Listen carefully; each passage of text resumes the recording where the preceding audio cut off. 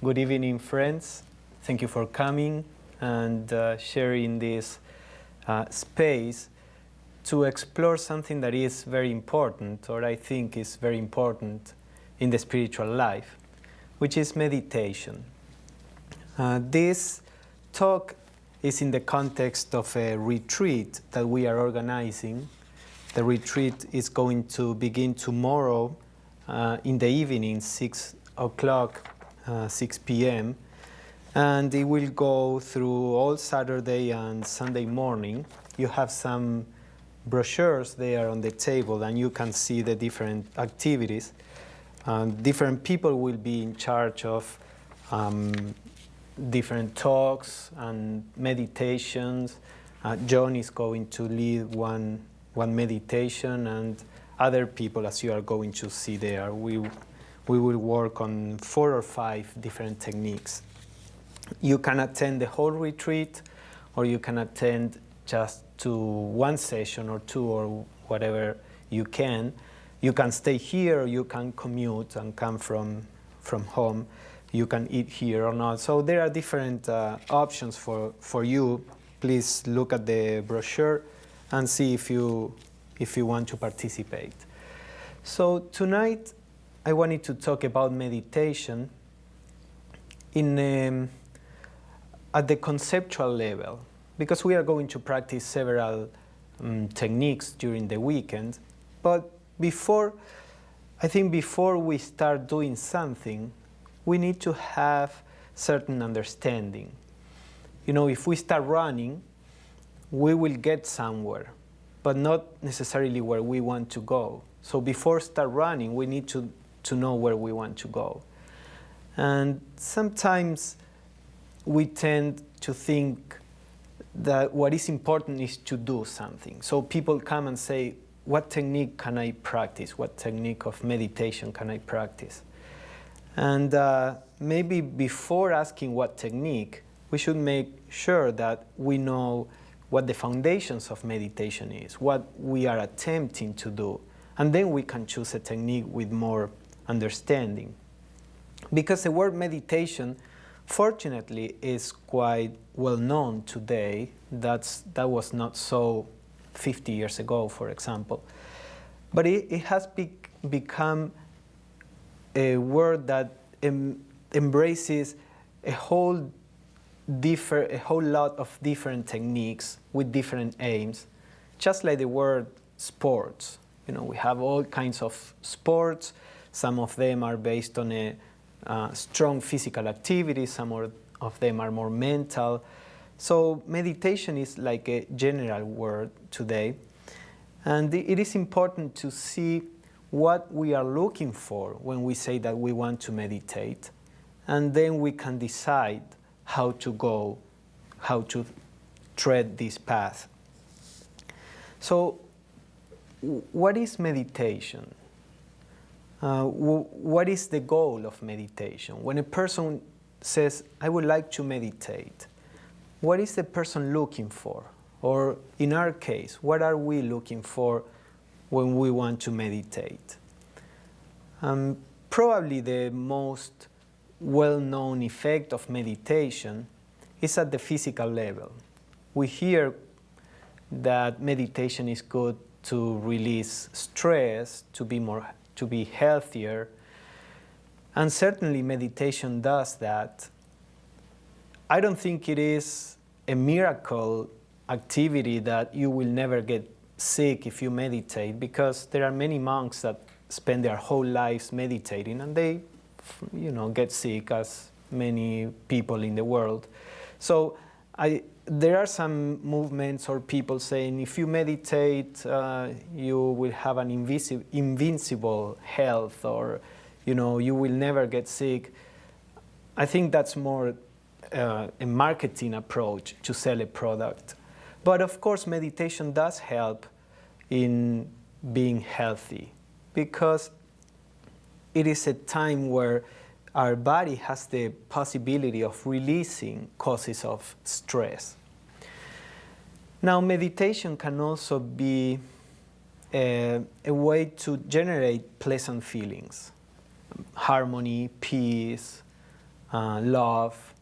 And that's very good also, because we live in a society where many times we are with a lot of pressure that makes us be irritable, or that makes us feel anger or distress. So to have a time to generate a state of harmony is very important also. And that has its own benefit to the person. Then there are other techniques that promise to develop some powers in the person, some psychic powers. You will be able to see auras, or to hear sounds that nobody else can hear, or to raise kundalini.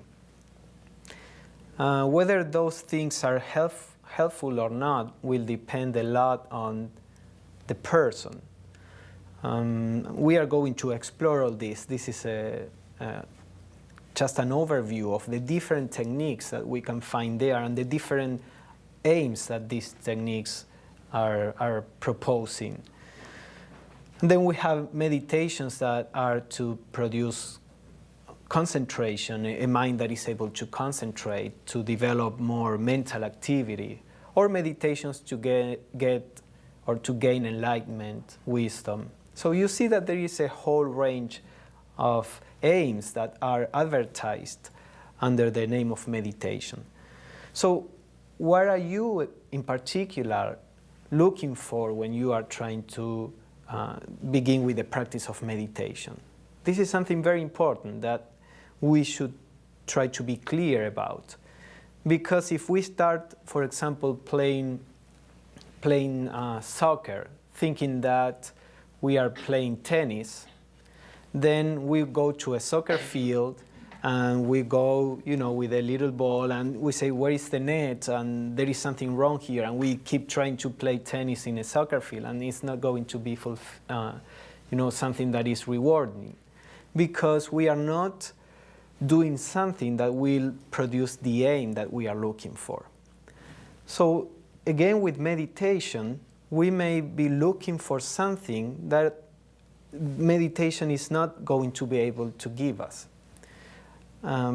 I've seen, or I saw a couple of weeks ago a book written by a Buddhist monk that is called something like Not for Happiness. And he said the spiritual life, the practice of the spiritual life, is not to make you happy. If you go to the spiritual life to be happier, then you will be frustrated. Not that you cannot be happier by living the spiritual life. That may happen. But if you go to the spiritual life in order to find happiness, you will see that the spiritual life requires earnestness, discipline, energy. So if you go to the spiritual life thinking that you are going to get pleasure, you are going to fail, because the spiritual life requires a lot from us. Just like anything else. If you want to play piano and somebody comes and tells you, I can teach you in 10 lessons, you can play like Beethoven. He is fooling you. So you will go, and after 10 lessons, you are not going to be able to play the piano. And then you either think that you are not good at playing the piano, or that there is no such a thing as playing the piano. So with meditation, the same. Some people say, oh, just do this very little simple thing, and you will get, all the love you want, or happiness, or this or that. And when it fails, then you think, oh, I'm not good at meditating, or meditation is not real. So all these things we need to be aware of these things, because today meditation has also become a commercial enterprise for many people. So they are trying to sell, basically. And we don't need to be naive, and we need to be,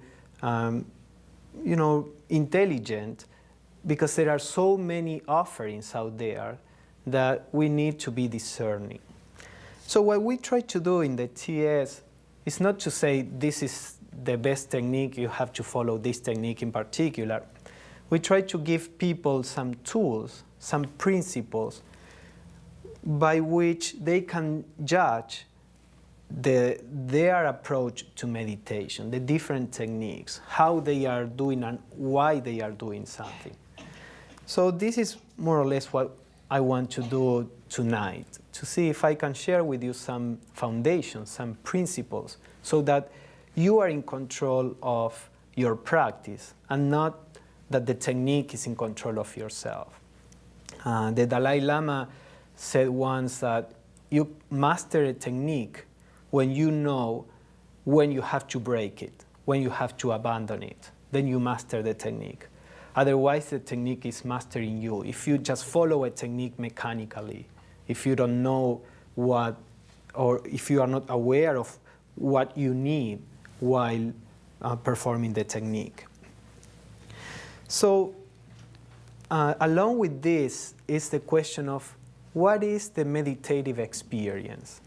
If you hear people, you will have all kinds of answers. Some people will say, oh, I see lights, I hear bells, I feel that my mind is expanding.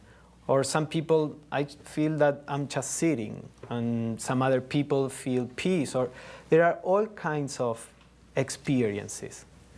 Are they important? Are some experiences spiritual and some others not necessarily so? What do we look for when we are meditating at the level of experience? Because if you think, okay, meditation is successful if I start seeing lights, you will start practicing a technique that may be very good on the spiritual level, but just because you are not seeing lights, you think, oh, this is not working, and you abandon the technique. And maybe seeing lights is not the aim of of meditation, or is not even a sign that you are doing a good meditation. Just to say something, you know, whatever experience is there. So it is important, again, to see what is the meditative experience in essence, and try to sort out all these different manifestations. So, for example, a person sits down in a corner in his or her room, closes his eyes and starts doing a technique, and suddenly this person sees things or hears things. And of course, he will assume that this is something spiritual. It's not physical. You know, I know the light is there, but if I'm with my eyes closed and I start seeing something, then this is a spiritual manifestation. Now, this is a simplistic approach because we think that whatever is not physical, therefore is spiritual. In the Theosophical view, there are several dimensions to human beings and the universe. It's not that there is only the physical and the spiritual. In Theosophy, there is a pretty detailed classification of different aspects, but we are going to go through only 3 of them to talk in a more general way, which will be useful for our purposes. But we have, let me write down this so you can have a picture in your mind. We all know the physical world. So, at the level of the physical world, we have our bodies and the sensations that are in our bodies. And there are some meditations that work basically at the physical level. For example, at the physical level, we have the stress, for example, that our body may feel with this hectic life that most of us live. At the physical level, there is what we call health. Also, at the physical level, we may feel, you know, that we are tired. All these are physical manifestations. So if you sit down and do a technique of meditation, this may help at the physical level to, as I said, to rest, to generate some health, to release stress, and that is something very good. Now, if you are looking for that only, maybe you are just limiting your practice of meditation to a very small part of yourself, because we are much more than that. There is in us what we could call a psychic dimension. By psychic, I mean psychological. Our mind, our emotions are all part of this psychic dimension. We have a body and we have a mind, emotions, which these mind and emotions would be part of our psychic dimension. So at this psychic, we could, let us divide. We have an emotional aspect in our psychic dimension and a mental aspect. So we know in the realm of emotions, we may have, love or hate. Then we may have, disharmony or harmony, peace or anger. All these are emotional manifestations. There are some techniques of meditation that help us generate in us a state of love or harmony or peace. And again, they are very good. They help us harmonize our emotional nature. They may produce in us a state of confidence and emotional energy. Now again, we may turn, if our only aim in meditation is to generate a pleasant feeling, then we are limiting the potential of meditation. For example, if I go to meditation just to feel well, that meditation is not necessarily too different from listening to music to feel well, or being with a person that I love, or different activities that make us feel well. Just because you sit down and you do some technique to feel better doesn't mean that it's necessarily more spiritual than other techniques. And it can be also a form of, one more form of self-centeredness. We eat things that we shouldn't, because that produces pleasure. And maybe the same activity is driving us to meditate. We just want to have a pleasant sensation. So we are following the same pattern. By this, I don't mean that meditation shouldn't produce these states. It can produce them, and it can be a good meditation. But see that what I'm trying to point out to is why you are meditating. There is Samdong Rinpoche, who is a very close, he's a Tibetan monk. He's very close to the Dalai Lama. He was the first prime minister of the government of Tibet in exile. And he's a member of the Theosophical Society also. And he always used to say, if you want to have mental peace, or at a superficial level, or you want to release stress, or just take a pill. Don't try to meditate. Meditation is so hard that if that is your little aim, don't try meditation. I think he was talking this way just to make the point. Meditation always is good. But the approach that we are trying to take now is what meditation really is from a deeper point of view. So let us explore it. Then we have a mental dimension in ourselves. And mental activities, well, as we know, are thinking, will, the willpower, the mental willpower, memory, etc. So there are some techniques that work at this level. They enhance our memory, our power of concentration, our power of reasoning. There are different techniques, and the techniques that tend to create an emotional feeling are usually different from the techniques that tend to enhance the mental activities. So we can practice these techniques, but again, we can be limited if all we are doing, I want to improve the power of concentration. Some companies are promoting this meditation among their employees, not with a spiritual purpose, just they are doing it so that they can be more productive. So again, this may bring some benefit to the employees, but the thing is that you get what you are looking for. In the spiritual realm, intention is very strong.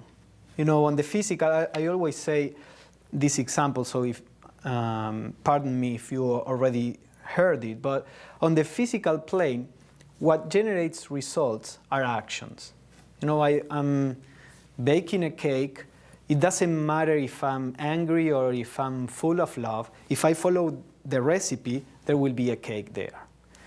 Now, on the spiritual realm, what produces results are motivations. If I sit down to meditate and follow a technique with a selfish motivation, that very motivation will set a limit to what may happen in my consciousness. If I follow the same technique, but with an unselfish motivation or a spiritual motivation, that will open up the possibility of a raising of consciousness. Why? Because, for example, ambition. We can meditate out of ambition. I want to be more. I want to look wiser, or to be more spiritual, or better than other people. That is an activity that has place at the level of the mind. So if we are doing a technique motivated by ambition, we are at this level. We are working at the level of the mind. So we cannot go beyond that, because that is the ambition itself manifests at that level. So the idea in the Theosophical approach is that beyond the physical and the psychic nature of ourselves, there is a spiritual nature. We are usually aware of ourselves on these levels. We are aware of our thoughts, our mind, we are aware of our emotions, we are aware of our bodies. We are not so aware of our spiritual nature. We may study about it, we may get glimpses of it, but for the most part, most people are aware on the physical and psychic level. So in the Theosophical approach, the aim of meditation is to become aware of our spiritual nature. So we are trying to perform a technique, whatever technique it is, in a way that may help us be aware of our spiritual nature. Of course, that technique may produce some health or some health benefits, may produce a state of harmony, may develop in our mind certain abilities, but those are sub-products of what we want to do. What we want to do is to become aware of our spiritual nature. So we are not focused on these results, and therefore we can go beyond that.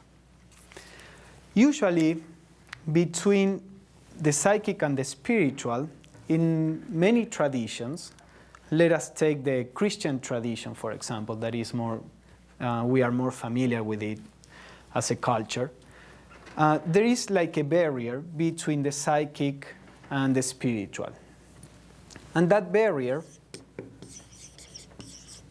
is silence, or what some Christian mystics used to call divine darkness. What does it mean?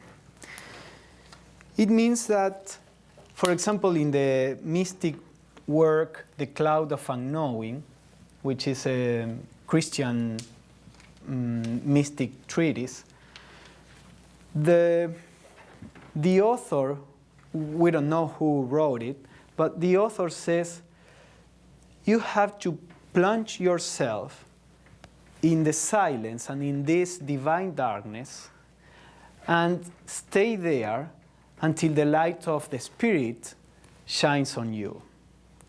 Because if you work at the level of thinking or feeling or doing, you are still working on these two realms. What, of course, thinking, doing, feeling may help the meditation to certain, or during a part of the process, as we are going to see later. But essentially what he says, we need to get to this state of silence, of non-perception, and dwell there until we begin to be aware of our spiritual nature. So, for example, another mystic, Christian mystic, John Toller, used to say, if you are speaking, God will remain silent. If you keep silent, then God will speak.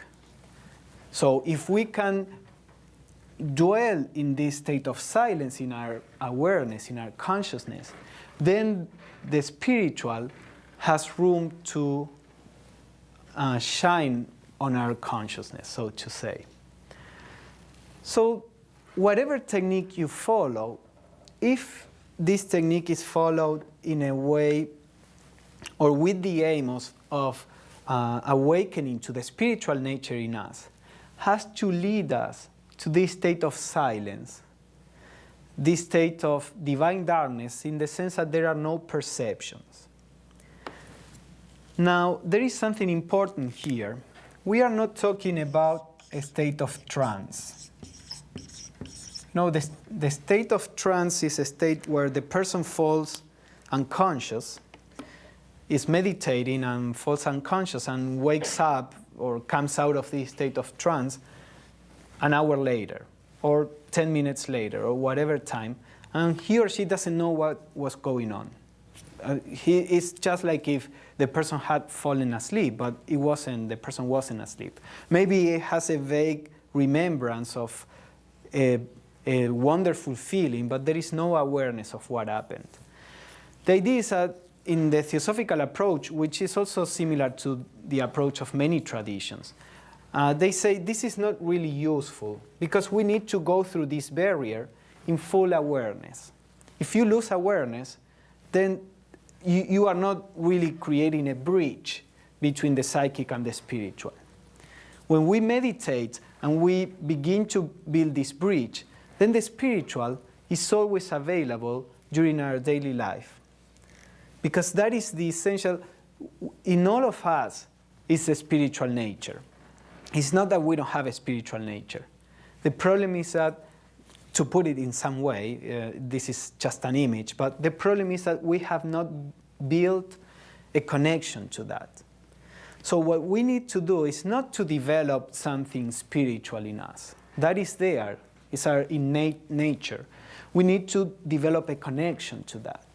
And meditation is one of the ways by which we create this connection with the pure mind in us, or with the wisdom. If we want to describe some of the qualities of this spiritual nature, it has been described as, for example, wisdom, which is not knowledge. Wisdom is to perceive things as they are, and therefore to do the right thing, because we perceive how things are. We perceive what is the right action, and we just do it.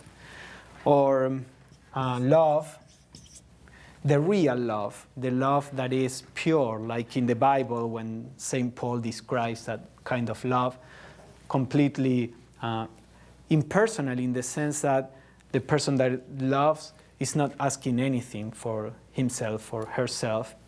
So the spiritual love has that ability, and we see the spiritual love expressed in people like Jesus or the Buddha or Krishna or many other spiritual teachers.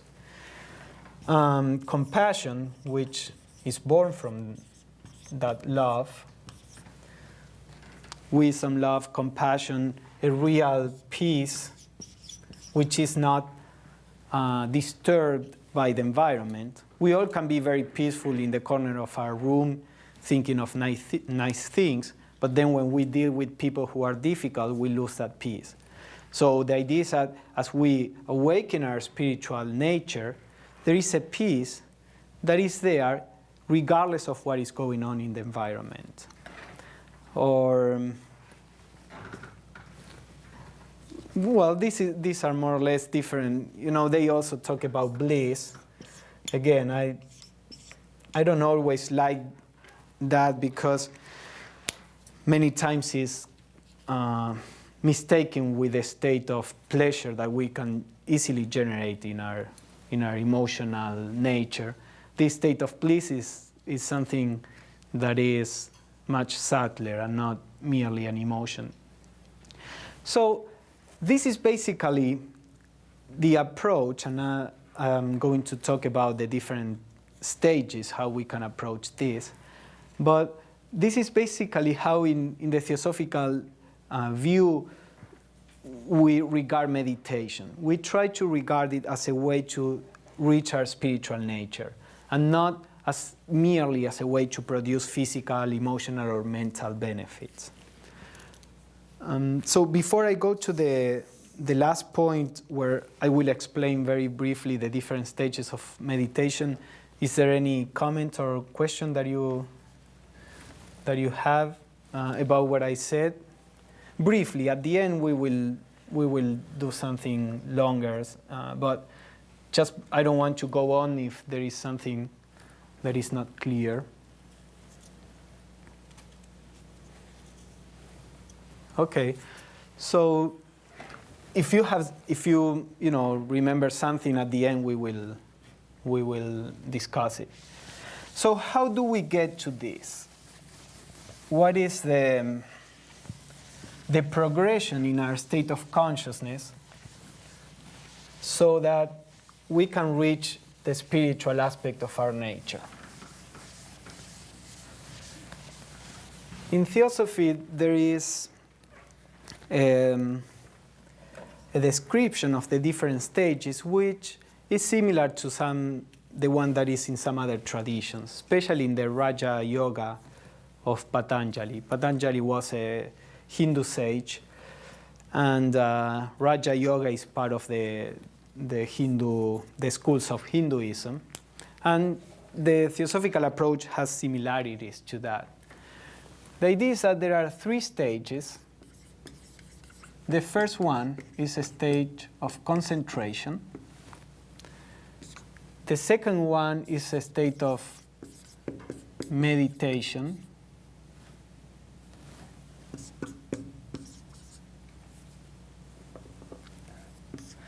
And the last one is a state of contemplation. These words are used in different traditions in different ways. None of these words are exclusive of a tradition. So you have to see how each tradition or what they mean by these words. For example, sometimes the last step is called concentration in some traditions. So it doesn't matter the name, just let us see what they mean. So the first stage of concentration implies a stage where we try to focus our mind. Because our mind has an enormous amount of energy. And because of all that energy, usually our mind is restless. It's just like in the kids. The kids have so much energy that they are constantly jumping around and running. And when we grow older, we don't have so much energy, so we can stay quieter for a longer time. Well, our mind has so much energy that is constantly restless.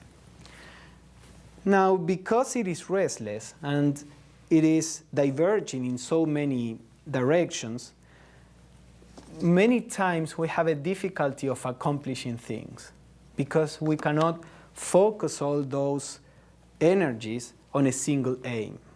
Just like a river, if you have a very wide river, it will go very smooth and slow, but as soon as you make it narrower, then the river will gain a lot of strength.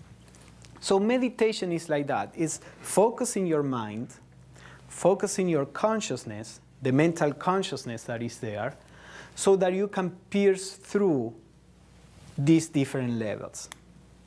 So the first stage is one where we try to, it may be perceived more or less as a fight, because you will see, especially at the beginning of the practice, you will see that you want to focus on something and your mind will go off. And then you have to bring the mind back and the mind will go off again. And as you practice this, you will develop the ability to stay focused without having to fight against the mind. But this is something that you gain it by practicing it. So if you are not aware of this, you will sit down to meditate. You will see that your mind is restless, that you cannot focus it. And then you will think, I'm not good at meditating. No, I'm not a meditating person, which many people say that. No, you are not, none of us are, if that is the parameter that you are using. Because all our minds are restless. No person sits down and say, oh, wonderful, my mind is so peaceful. No, all of us have to really work on this. So if you are beginning your practice, that will happen to you. Because that is the human nature, it's not different. So the first stages in meditation are basically confined to working at the level of concentration. And that produces a lot of benefits. But it's just like if you are, again, learning piano, when you sit down, you start learning how to, play the piano, but not a whole piece. You just play the same note or one after the other. That is not really playing the piano, but you have to do it before you can play a piece of music. So the stages of concentration may not be very pleasant, but they are part of what we have to do.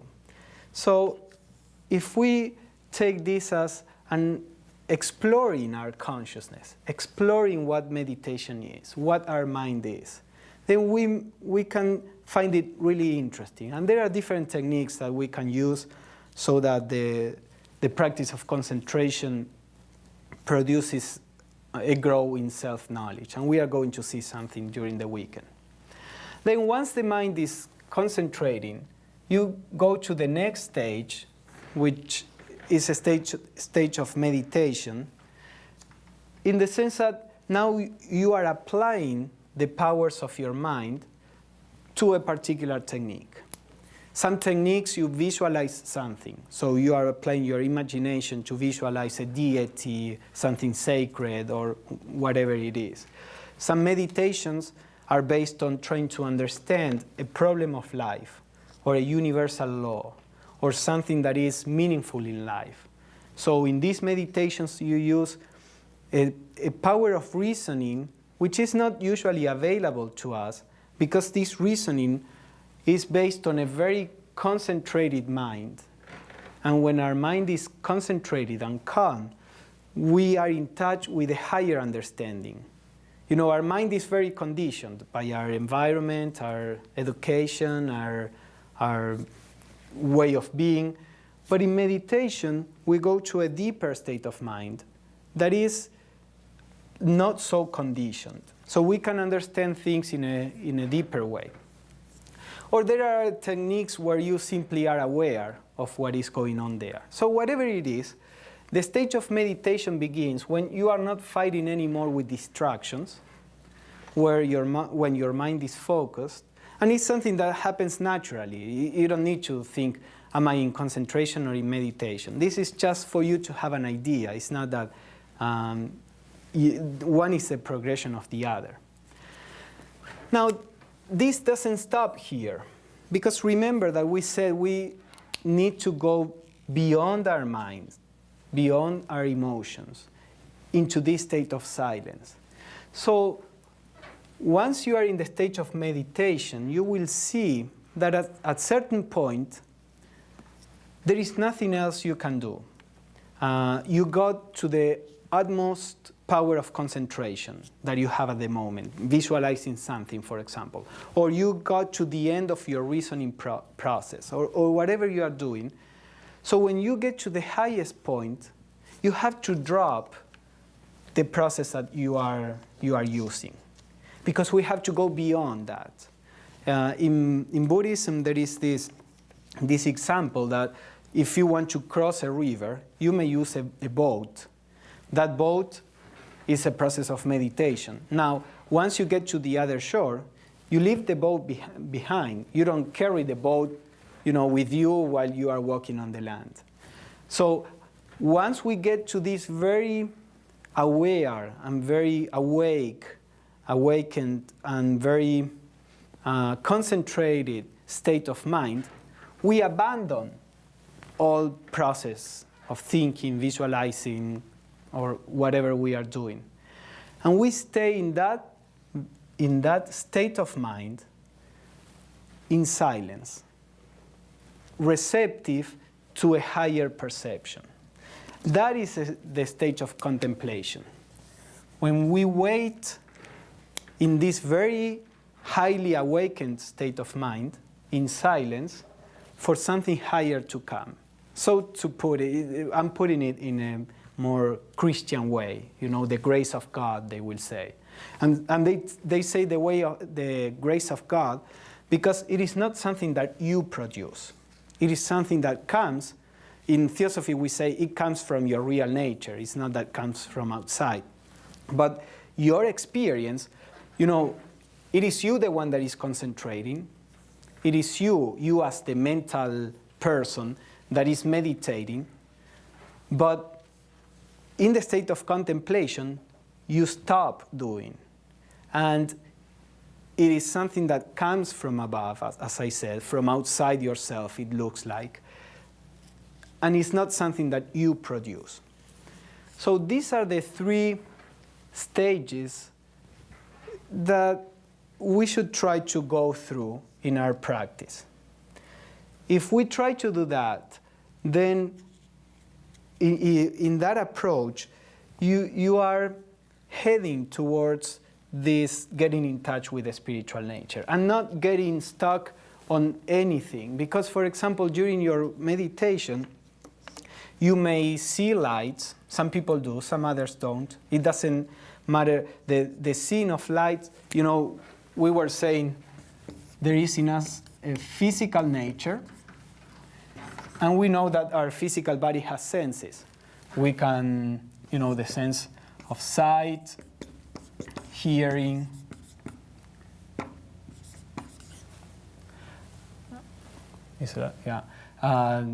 smelling. These are all physical senses. We say in meditation we have to close our senses in the sense that if we are smelling coffee and we start thinking of the coffee, then we are not meditating. So we say, don't let your physical senses distract you. Then on the psychic nature, there are also senses there. There is a sense of sight. There is a sense of hearing, smelling, etc. The psychic nature is an extension of the physical nature. So instead of seeing people, you may see devas, as they call them in India, or you may see auras, or you may see things that we cannot see through the physical senses.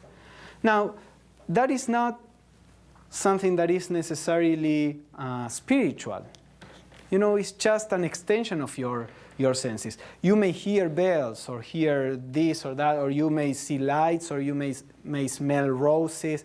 All these things happen to some people, but they all belong to the psychic nature. They don't belong to the spiritual nature that we were talking about. So in the same way that you don't have to be distracted by physical sensations, you don't have to be distracted by psychic sensations. In this approach, there are some meditations which are all about developing the psychic senses. The Theosophical approach doesn't encourage these kind of meditations because in this approach, as I said, the psychic senses are not spiritual. They are just an extension of our senses. What is spiritual, if you can see the auras of people around, that doesn't make you be more peaceful or more able to stand in a rough environment without reacting. Or that doesn't give you, it's just seeing a little more. A scientist sees much more than we see with a microscope, and that doesn't make him a spiritual person. So the idea is that the psychic senses doesn't necessarily make you a spiritual person. If you are a spiritual person, then you will use your senses, whether physical or psychic, to help humanity. You know, what are we doing with our body, our physical abilities? Are we spending all our intelligence, skills, etc., to exploit others, to gather more money for ourselves, to, you know, in a self-centered way? If we are doing that, we will do the same with the psychic senses. Now, if we are using part of our skills, part of our intelligence, etc., to help others also, then if we have some psychic abilities, we will use those psychic abilities also to help people. But that depends on your maturity, not on the possession of the psychic abilities. So what we in Theosophy usually we say is, don't worry about this. Develop the spiritual. The psychic may come or not. That depends on the constitution of the person. But if you sit down and you don't see any light or you don't hear anything, that's perfectly fine. That's not what we are looking for. And if you do, and you are trying to reach your spiritual nature, then you have to learn to leave it aside. And that is something that is present in all traditions. In Christianity, in Buddhism, in Hinduism, in different schools. Some other schools encourage this. But there is always this idea. You know, in the Heart Sutra, which is a Mahayana Buddhist sutra, there is this mantra, Gate Gate Paragate Parasamgate Bodhi Swaha, which means go beyond, go even beyond until you reach enlightenment.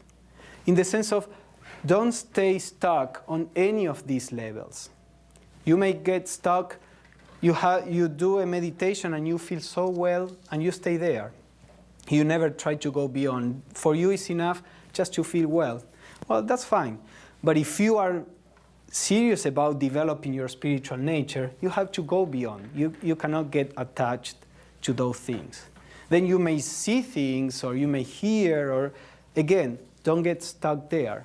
Go beyond, always beyond, until you reach enlightenment in the sense of knowing what you really are. Because only then you will know how to live and you will be free from sorrow and from all the problems that we have as humanity. So that is more or less the idea with this approach. We don't try to stop. We do this, we go through these different stages and try to plunge into the silence so that we go beyond all senses, physical or psychic. And of course, this may take years, or it may take lifetimes. It doesn't matter. Even if you start meditating with the right intention, you are already developing your spirituality. The benefits of spirituality are not reaped at the end. You reap the benefits of spirituality every second. So you don't need to think, oh, unless I can get to contemplation or to enlightenment, this is useless.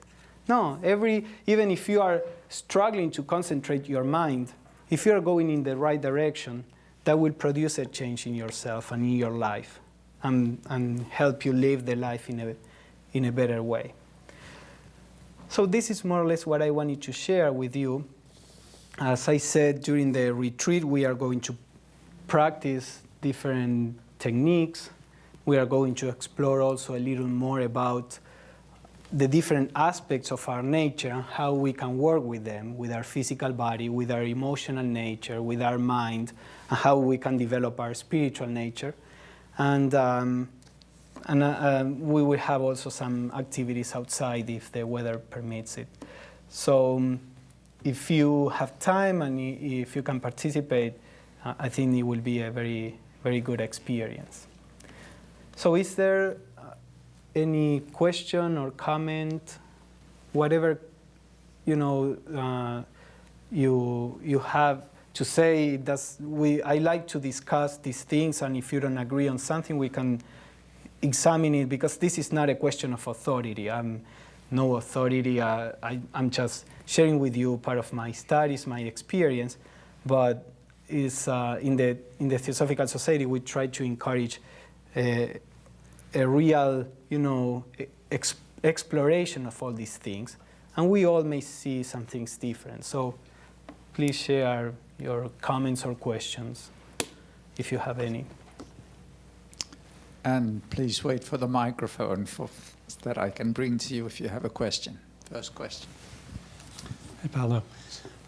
I come from a Christian background, and we talk about prayer as talking to God, meditation is listening to God. And I just want to make sure, like the 15 or 20 or 30 minutes of meditation, that the actual practice, is the goal eventually to have this type of meditative attitude for the whole, as much time as you can, 24 hours worth, or rather than just the half hours? Yeah. First, regarding the time, we can start even by 5 minutes. We don't need to start with 20 minutes or half an hour, although I guess in the West, most practitioners, there was a monk that said 20 minutes is like the Western standard time of meditation. For some reason, we talk about 20 minutes of meditation. But you can start with, what is important is a state of your mind. If you sit down and you can have an awakened state of mind during 5 minutes, and then you are kind of asleep during 15 minutes, but you just stay there to complete the 20 minutes, it doesn't make any sense. So if you can be, in a good state of mind during 5 minutes, that's good enough. Actually, some techniques or some schools, they don't let people meditate for more than 10 minutes. Even if you were in a very deep state, they will, get you back to your senses, walk around and sit again every 10 minutes, so that we really don't enter in this state of slumbering. So the idea is that just with 3 minutes, 5 minutes, start doing it, and then the practice itself will extend as your mind gets more accustomed to that. So don't use time as a measurement of how good the meditation is or not. Now, suppose you meditate whatever time, it is always important what you do during your day. We are going to talk about that during the retreat, but one of the reasons why many people have a really hard time meditating is because the mind that sits to meditate is the same mind that is out there during the day. And if we are constantly running after objects of the senses, when we sit to meditate, our mind will do the same. It's not something that you can turn on and off. So during our daily life, we have to start living in a way that is in tune with the practice of meditation. So your life sets a foundation for the practice of meditation, and the meditation sets a foundation for the practice of or your daily living. So the teaching is always that your daily life is an extension of your meditation. Of course, at the beginning, it will be very difficult. I mean, most of us at the beginning, we sit there for 5 minutes, we go into the world and are more or less the same. But if we are earnest, little by little, these things begin to come together, and the meditation will affect our lives and vice versa. But it is very important to keep it in mind. It's not just like going to church on Sunday and then do whatever, that many people do also. It is, if you meditate, try to have a life that is in accordance to your aim, to the reason why you are meditating, and then your practice will really deepen.